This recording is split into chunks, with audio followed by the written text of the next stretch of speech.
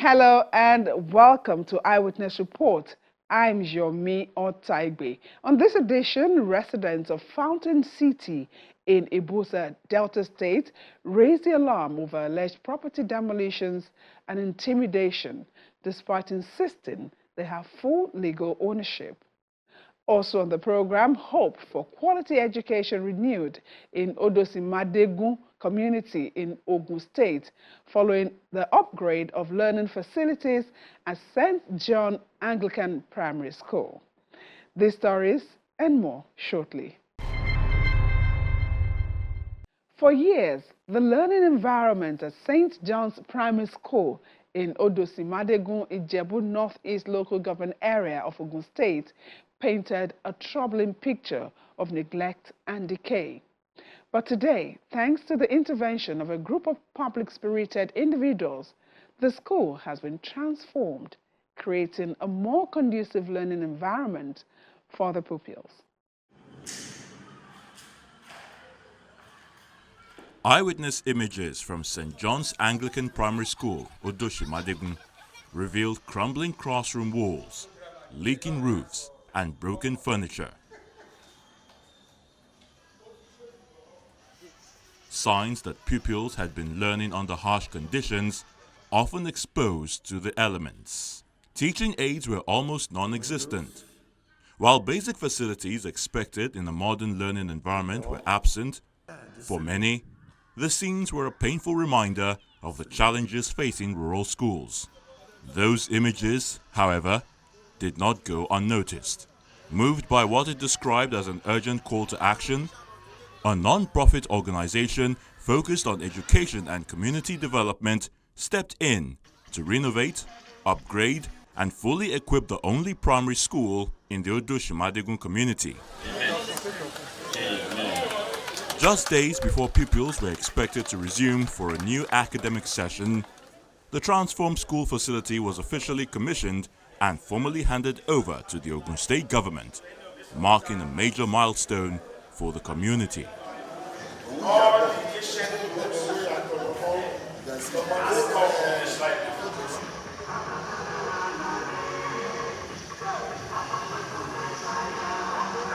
The intervention has completely changed the face of St. John's Anglican Primary School.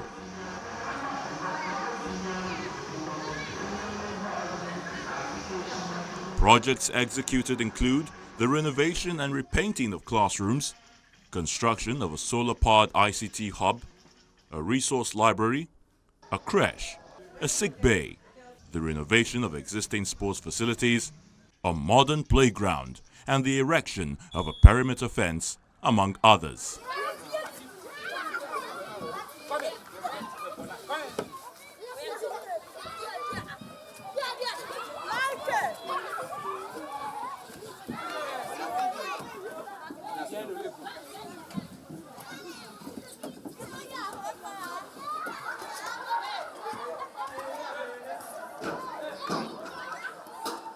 I'm part and parcel of this community. In fact, my education started from here.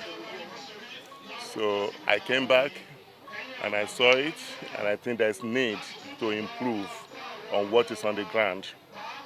And then we started the project. We got the government approval, and here we are today celebrating the success you've seen on the ground. And it's our expectation that our children from this community will benefit from it. And also it's our expectation that they will become great tomorrow, and they will also contribute to continuous improvement and sustainability of the school and the community at large. Before now, they don't know anything about computer education. Now they have the opportunity to have computer education. Nothing about library. They can come back after school hours to go to the library and sit down and study, refresh their memory of what has been taught during the daytime. Okay. Now they have playground that is modern. The nursery school is there, nursery school and the nursery class is there. So definitely it's closer to what you have in advanced countries. We're already in talk with the government as to maintenance and improvement continuously. We have facilities here that could generate income. So we have had discussion with them on how to generate income from the investment on the ground, which could be used to maintain and improve. So, and we're going to be involved in the management so that nothing is left behind. So it's a desire that investment is protected. The chairman of Ijebu Northeast Local Government Area, Fulusho Badijo, also praised the project, noting its positive impact on the community and pupils. These monumental facilities will not take our eyes off it. We're going to make sure that the facilities are well secured, because security is one of our major business. And also in the area of teachers, we call them the chalk and the talkers. So we're also going to encourage them to make sure that they take ownership of these facilities. Those are the measures we are going to do to make sure that, and we also want to encourage the people, the pupils, their family, that they will continue to patronize this school and take ownership. Because when the facility is within the community, the business of protecting it is not only that of government, but rather you say, when you see something, you say something. So the Ogun State government, represented at the commissioning, commended the initiative, describing it as a model of how public-private partnerships can help bridge gaps in the education sector. What I'm seeing here is a very remarkable project that has been put in place by a foundation. And I think that is what the government also wants. Government expects or desire private-public partnership with its institutions. There's no place in the world that you can have government alone handling school activities, because work for the government is so enormous. You deal into health, environment, and different sectors of the economy. So education needs public-private partnership, and that is what Malenu is represented in this locality. They have done great things, innovation of structures, putting many things in place to make education worthwhile for the children, and I think it's worthy to be commended. The foundation says it is also considering the establishment of a secondary school in Odoshimadegun to complement the gains achieved through the upgraded primary school. I was highly excited, and of course, not that I'm excited, I've been privy to it. We are already working on it together, because it's something that we have been looking out for. In this area, there is no secondary school. Most of our pupils, after graduating here, they need to travel far. So we are working on it, and I'm so excited, and I want to see it happen as fast as possible. As a matter of fact, I've resolved in my mind that I'm also going to do a personal donation on that project, because it's something that's, and he said in his own vision, it's a kind of school that's it's not going to just go to be a secondary school. It's also going to be like we are going to have also what they call football academy, and it's the kind that we are going to have that it will attract some other school applicants from other areas. It's going to be of high standard. As the new school session began, the change was unmistakable. Pupils resumed to a clean, welcoming, and safe learning environment, a sharp contrast to what existed before. You fold it into two pieces. Fold this paper into two, then you cut. Inside the classrooms, children now sit comfortably, learning in clean, well-ventilated spaces. Teachers engage pupils using improved learning tools, while curiosity and excitement light up young faces.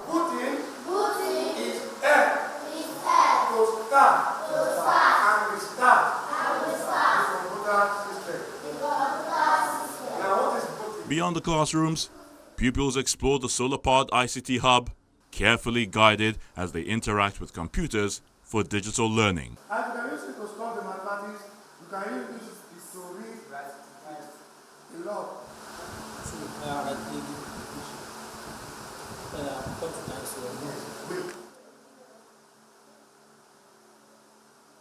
They have seen it on charts and books.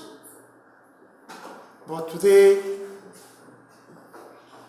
being a first timer, they have tried to do some little things in computer, being a first time. Very sure they can boot the computer system, which is the first operational system in computer. And again, but the learner will be very sure and understand the computer system, not offhand, but reality. For the first time, a resource library is available to support learning and promote a strong reading culture.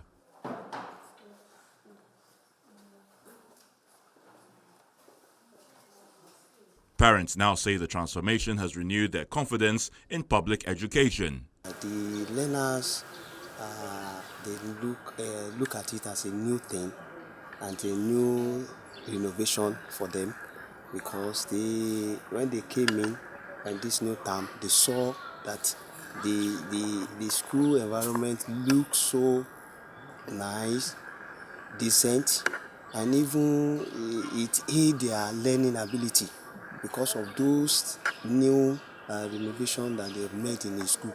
Most especially the computer, the library have taken a new shape, and all the learners are so they enjoyed it. Even we teachers, we enjoyed it also, because it aids our learning ability. So we give glory to God, because He has made us to change our thinking, our ability, even how to teach in the class. So He has, elevated us so much. What they have done, it's elevated the school. It boosts the enrollment of the school. Like this time, we've enrolled about 15 learners to KG classes. So it boosts the enrollment of the school, and it enhances effective teaching and learning in various classes. You now have enough textbooks for those learners to use. Seeing the amusement park and the nursery toys, the learners were always very excited and ever ready to work in the school. So they come to school more than before. Before, we have issue of absenteeism, but now, nothing like that. So the learners were always punctual. In this community, there was a private school last time. This time, the school has closed. Why? Because the parents there, they've taken their children. They said they are no longer going to private school, they will be coming here. So you can imagine that. So I believe the school now will be able to compete with other people in urban area very well, more than before. Before, in each building, if you just enter the school, we have a lot of potholes in the front of each building.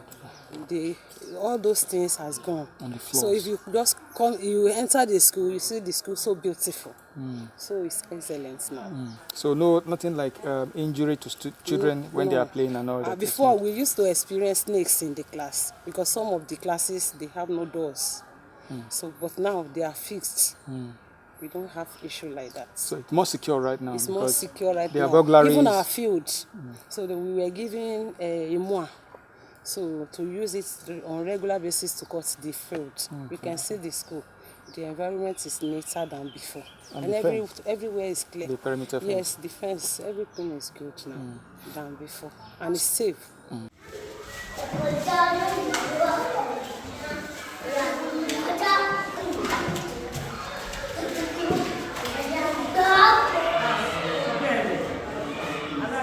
Many changes happen, because the exam there, this schools, this time around, this our brother foundation of Maleno Foundation. We see many changes. Good things is coming to this our school, many things, computer, many things, library, everything. We see many things that we are enjoying it. All parents, we really appreciate, and we are praying for Maleno Foundation that God will bless them. They will do more than this for us because they do many things, everything. There are changes for this school. I encourage all those parents that we're supposed to support this man, that they work with, because as this man is trying, we're supposed to support and appreciate what this man did for us. And we thank him. God will provide for us more than we thank God. The transformation of St. John's Anglican Primary School, Odoshi-Madegun, stands as a powerful reminder that targeted intervention, compassion, and collaboration can rewrite the story of education in rural communities.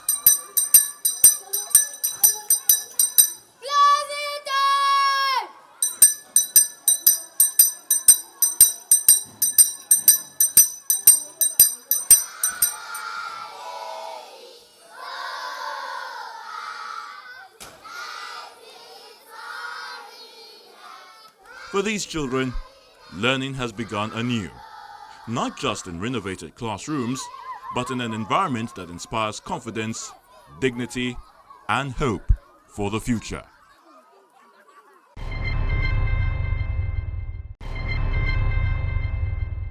Residents of Fountain City in Ibusa, Oshimili North local government area of Delta State are calling on the state government to urgently intervene over what they describe as the unlawful demolition of their properties and repeated disturbances by unidentified individuals. According to the residents, these actions have heightened concerns over the safety of their investments and are appealing directly to the governor to step in and restore order.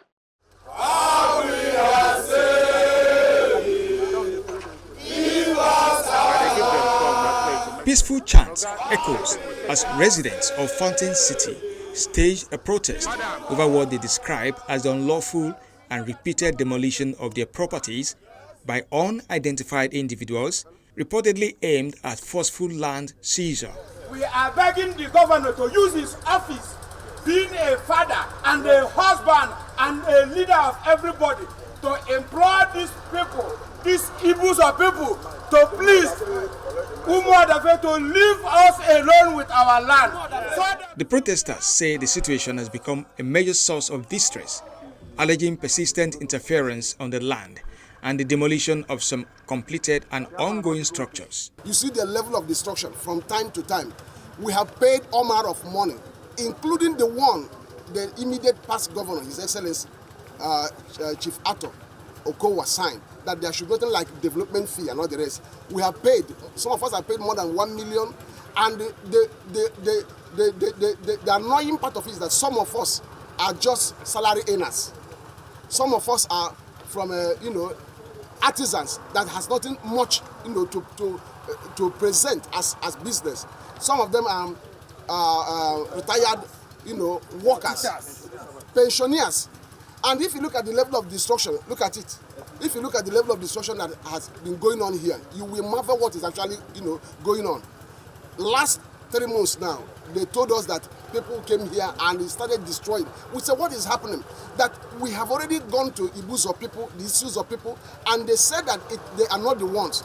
Who are these ones now? So we do not know. That's why we are crying to His Excellency, the governor of Delta State, who is a father to all of us, to look into this matter passionately and grant us that we enjoy our land peacefully, because we bought it and we did all that we're supposed to do as a people and as developers. So we do not know what is actually going on. That's why we are crying to the world and crying to His Excellency to passionately, as a father and as a God-fearing man, to look at the carnage going on and to stop this wickedness.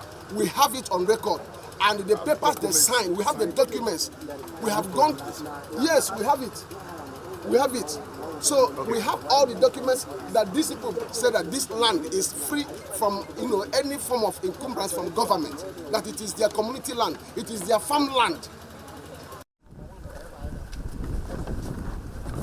Some residents recount personal losses and uncertainty over the future of their investments. People are dying day in, day out. Some of us have died. Some of us are bedridden now because of this issue. We are calling on our amiable governor. He's a God-fearing man. He cannot see this and keep quiet. That's why we are calling on him. If this thing linger, death will continue to. In fact, we will not stay. We will not be able to control it. They will not be able to contain it. So they better just come in and look into this matter.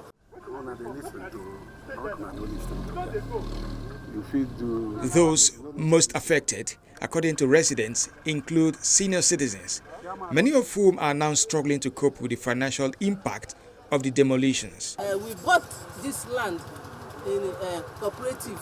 Good. And most of us are still paying the loan up till now. And some of us are retired. Somebody like me, I have retired. All my gratuity, everything, even my husband is not here now because of the fate of this land. The first one, they asked him to build. They came, they collected the veil. They will come. This set will come. Another set will come. Then they built. Then they came and destroyed that one. The Fati City were able to help us. Then they now said we should go back and start building. We went back again. And most of the people that they were able to cajole out of the land, they resold their own land again to other people. And the same people. So we started building again. They now came back again and said we should come and rebuy again. They are charging some of us 80-something million. So 19 million as a civil servant and as a retired person, even as a teacher, how much is our salary? Even me that retired, how much did I get at the end? I did not get up to 10 million. The residents are calling on relevant authorities and security agencies to urgently intervene, investigate the alleged demolitions, and protect their properties.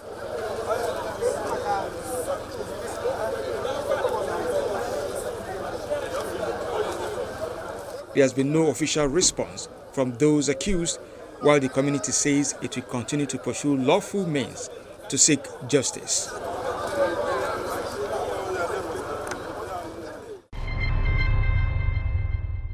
A reminder that most of the reports you see on this program are follow-ups to images sent in by our eyewitnesses. You too can be part of our growing network of eyewitness reporters, sharing what's happening in your neighborhood, the good and the not so good. Simply use your phone to capture events around you and upload them to the Eyewitness platform on the channel's TV app, available on verified app stores. Follow the prompts to upload your pictures or videos, add a brief description, and include your contact details to help us follow up on the story.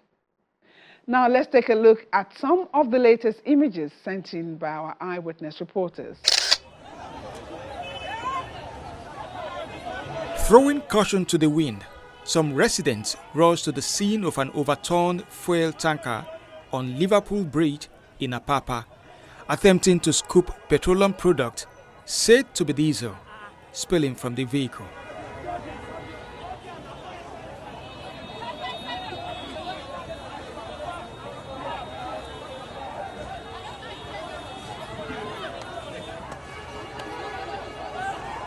Eyewitnesses say emergency responders arrived promptly, dispersing the crowd and preventing what could have resulted in a major fire outbreak.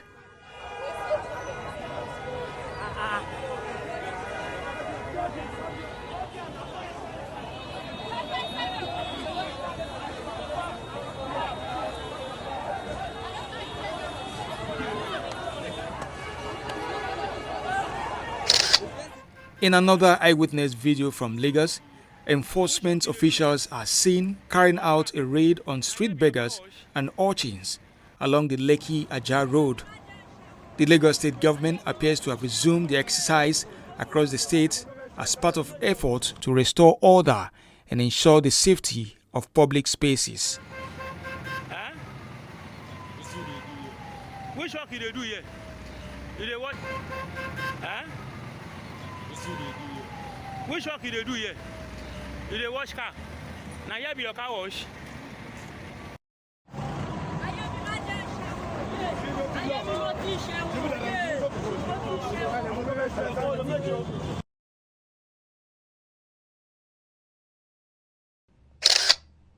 Images from the Otedola Bridge on the Lagos-Ibadan Expressway capture a multiple vehicle accident caused by a mini truck loaded with tomatoes.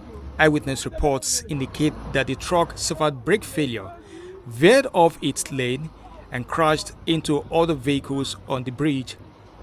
No fatalities were recorded as the family of 6 involved in the incident narrowly escaped death. Otedola Bridge remains one of the Lagos' most notorious accident black spots, frequently linked to brake failures, truck mishaps, and safety concerns.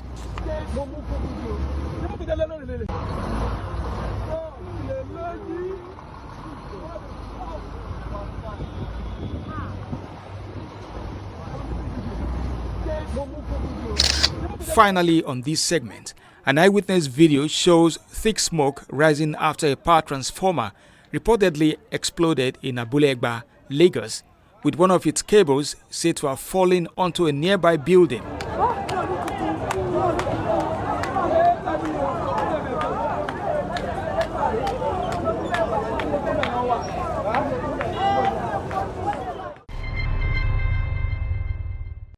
Thank you for those images, and please keep them coming. That's it on this edition of the program. Thank you for watching. I'm Yomi Otaigbe.